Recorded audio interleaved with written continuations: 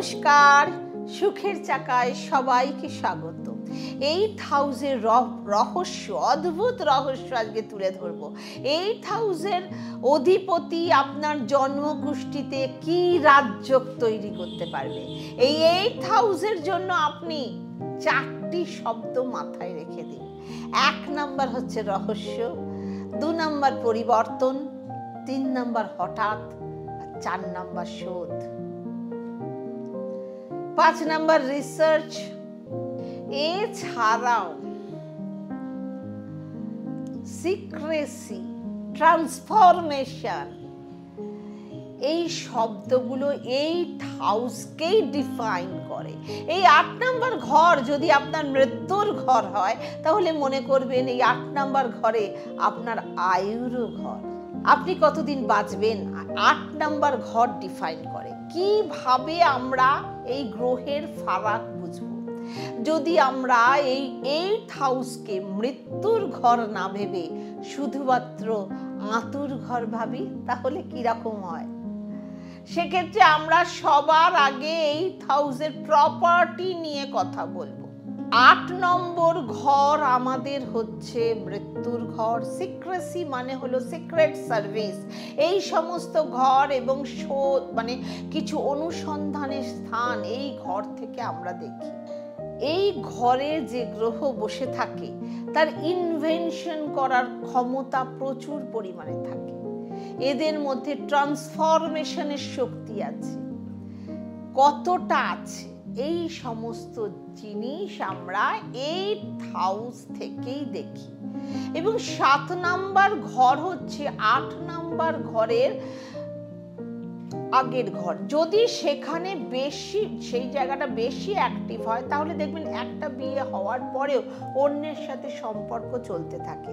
আপনার জীবনে বড় লোকসানকে এই ঘর ইন্ডিকেট করে।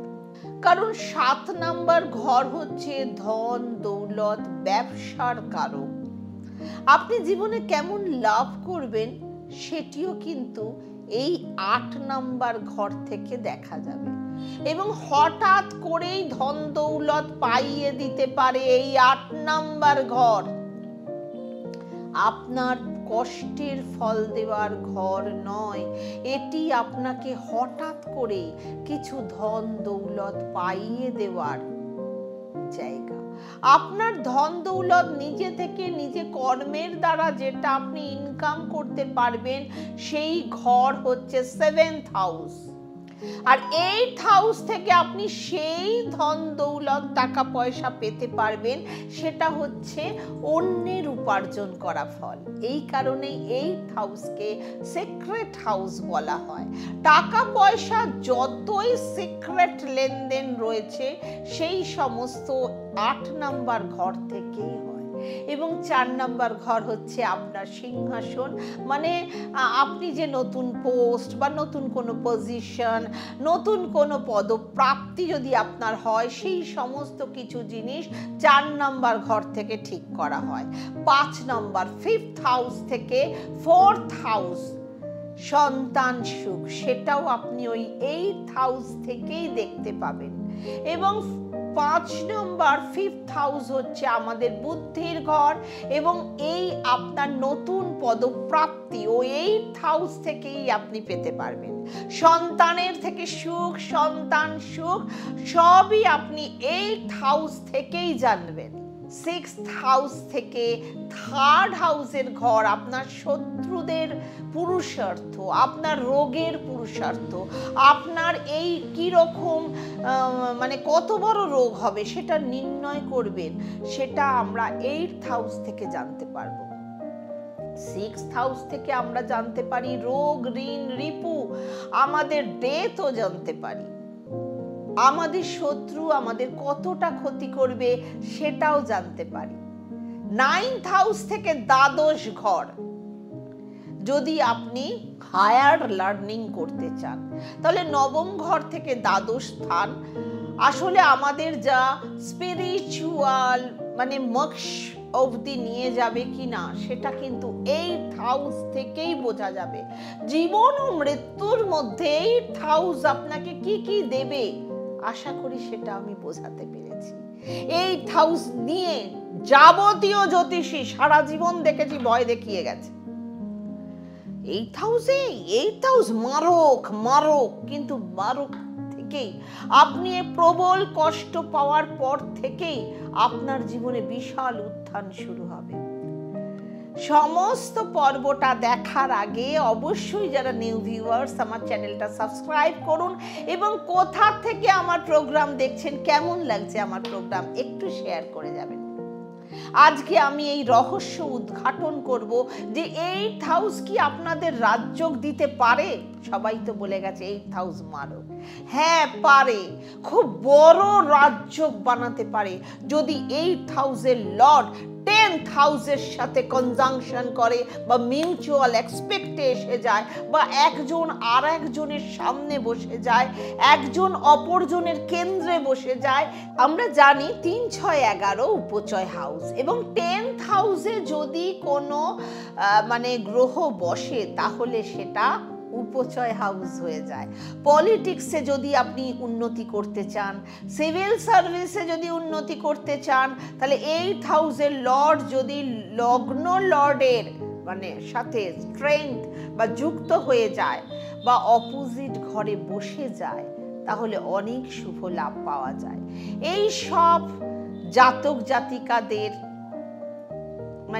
মহাদশা ও অন্তর্দশায় জীবনে বড় ট্রান্সফরমেশন আসে। খারাপ না ভালো ট্রান্সফরমেশন, সেটা ঘরের স্থিতি, গ্রহের স্থিতির উপর নির্ভর করে। হতে পারে কোনো স্পিরিচুয়াল লিডার কোনো সেক্সুয়াল স্ক্যান্ডেলে ফেসে গেল, কিংবা কোনো একজন সংসারী ব্যক্তি স্পিরিচুয়ালিটির দিকে চলে গেল, কোনো একজন ইঞ্জিনিয়ার হঠাৎ মিউজিশিয়ান হয়ে গেল, বা মিউজিশিয়ান শেফ হয়ে গেল, অর্থাৎ টোটাল ট্রান্সফরমেশন। এই সব মানুষের জীবনে অবশ্যই হবে। যদি গ্রহ শুভ প্রভাব থাকে তাহলে এই ট্রান্সফরমেশন আপনার জন্য পজিটিভ হবে। আপনি সমাজের জন্য এমন কিছু কাজ করবেন, আপনার নাম অনেক সময় ধরে মানুষ স্মরণ করবে, মনে প্রাণে আপনাকে ভালোবাসবে। এইভাবে অষ্টমপতি পঞ্চমপতির সংযোগ থাকলে, যদি এটা শুভ প্রভাবে থাকে, 1, 5, 9 থাকে, বা উপচয় হাউসে থাকলেও খুব ভালো ফল দেবে। যখন পঞ্চম ঘরের সাথে কনজাংক্ট হয়, এমন সংযুক্তি অষ্টমের প্রতি যখন হয়, তখন আমার জীবনে কেন এরকম হলো, আমার কাছে কোনো আনসার থাকে না। ধরুন আপনার মনে একদমই আশা ছিল না আপনি একটা লটারি পাবেন, সত্যিই মনে করুন পূর্বজন্মে সৎকর্ম উদয় হয়ে গেল, ওই সময় ঠিক এইভাবেই আপনার জীবনে এমন ঝড় ঝঞ্ঝা চলে এলো যে আপনার ছেলে মেয়ের সাথে, আপনার সন্তানের সাথে তখন মনে হবে আমি তো কখনো এরকম কারোর সাথে করতে পারবো না। আপনি জীবনে সেরকম আশাই করতে পারেন না, এরকম ঘটনাও ঘটে। অষ্টম ও পঞ্চমের সাথে এরকম রাজযোগ বানাতে পারে। আবার বিনা কারণে যার আনসার আপনার কাছে নেই, এরকম দণ্ডও পেতে পারেন গ্রহ যদি খারাপ থাকে। এটা গ্রহের পজিশন, তার শুভতা এবং অশুভতার উপর নির্ভর করে। এইভাবেই 9th হাউসের সাথে যদি 8th হাউস যোগ স্থাপন করে, তাহলে আপনি স্পিরিচুয়ালিটি, মোক্ষ, একটা লাইটম্যানের মতো আপনার অবশ্যই গতি পাবেন। অষ্টমপতির দশা ও অন্তর্দশায় কখন পাবেন? অষ্টমপতির দশা ও অন্তর্দশায়। এই যত কিছু খারাপ যোগ ট্রান্সফরমেশন অষ্টমপতি দেবে তার মহাদশা এবং অন্তর্দশায়। আজ থেকে অষ্টম ঘরকে একটা নতুন দৃষ্টি দিয়ে দেখুন, এটা আমার সৃষ্টি, এবং আপনি জানবেন এর ফল ভালো করে জানো। আশা করি আপনাদের ভিডিওটা খুব ভালো লেগেছে। তাহলে যত পারুন শেয়ার করুন, কমেন্ট করুন, লাইক করুন, এবং অবশ্যই সাবস্ক্রাইব করুন। দেখুন, ভয় দেখিয়ে বেশি কিছু হবে না। সমস্ত ঘরের একটা পজিটিভিটি আছে, একটা নেগেটিভিটি আছে।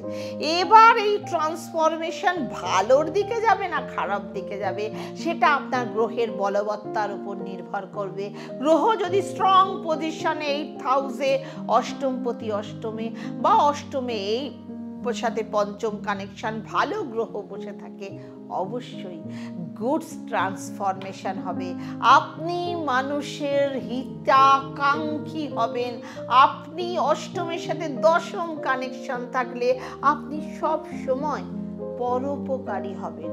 আপনি সত্যিকারের জ্যোতিষী হতে পারেন। আপনি একটা আলো দেখাবেন, আলোকোজ্জ্বল পদক্ষেপ আপনার থেকে মানুষ আশা করবে। যে কোনো পদ প্রতিষ্ঠায় আপনাকে অনেক দিন পর্যন্ত মানুষ মনে রাখবে। তাহলে আজকে আমি জানালাম অষ্টম ঘরের রহস্য। কেমন লাগলো? সমস্ত জ্যোতিষীদের কাছে আমার অনুরোধ, অনুষ্ঠানটা সম্পর্কে অবশ্যই আলোচনা করবেন, জানাবেন এবং সবাই কমেন্ট করে জানিয়ে যাবেন এই ধরনের শিক্ষামূলক ভিডিও আপনারা আরও শুনতে চান কিনা।